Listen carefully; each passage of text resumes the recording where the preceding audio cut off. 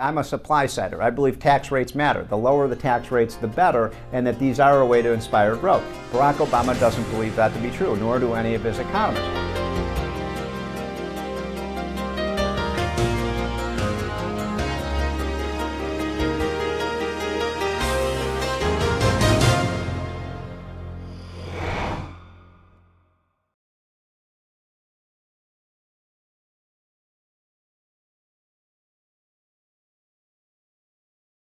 Let's look at the history of this. If you look at that red line, that's the top tax rate on the richest 1%. And you can see the top tax rate was 70% in 1980, which meant that for every additional dollar that an American was earning or investing at that time, the government took 70 cents out of the dollar and the investor got to keep 30 cents. It's no wonder we didn't have a very strong market at that time. Reagan comes in, he cuts the top rate from 70 to 50% and then down to 28% a few years later.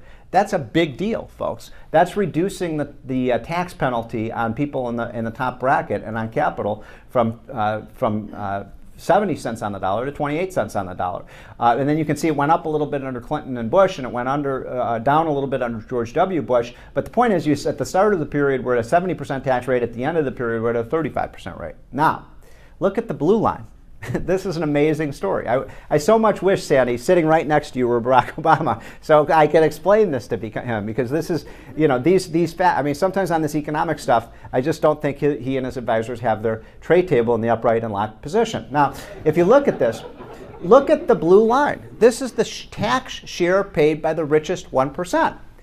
And that blue line shows a continued increase, right? In 1980, when we had a top tax rate of 70%, the richest 1% paid 19% of all taxes. By 2007, the richest 1% paid 40% of the income tax. By the way, how many of you in this room knew that the top 1% pay 40% of the income tax? About half of you did, or maybe more. I would bet that most Americans, if you ask them what percentage of taxes do the richest 1% pay, they'd say probably less than 1%, because they have been completely inundated with this propaganda campaign by the left that the rich don't pay their fair share of taxes.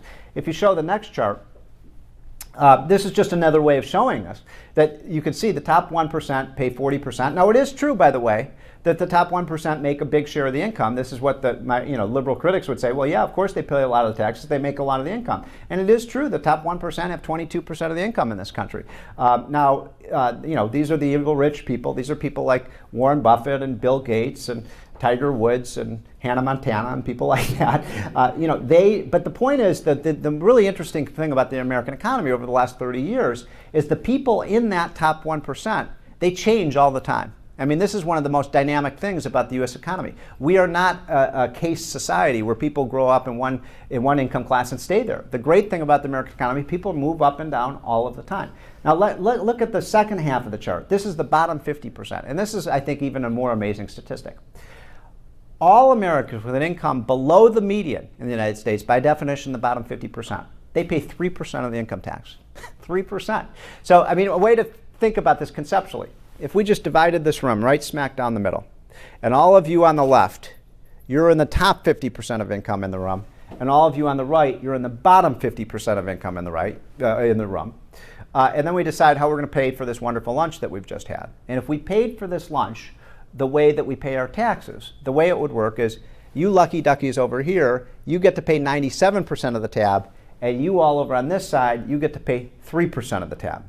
And then my liberal friends would look at this and say, there's a big problem with that. These sons of bitches aren't paying enough, right? And that's essentially what they deduce from this kind of chart. I want to make one other point before I go on. These top 1%, the people who are going to get hit with these higher taxes under Obama, and I think this is maybe the most dangerous idea. I mean, there are a lot of dangerous ideas that we're being talked about right now, but one of them is just simply raising all these taxes on rich people. The top 1% and 2%, they can afford to pay it. Anybody who makes over $250,000. I've looked at the statistics, folks, and this is an amazing statistic.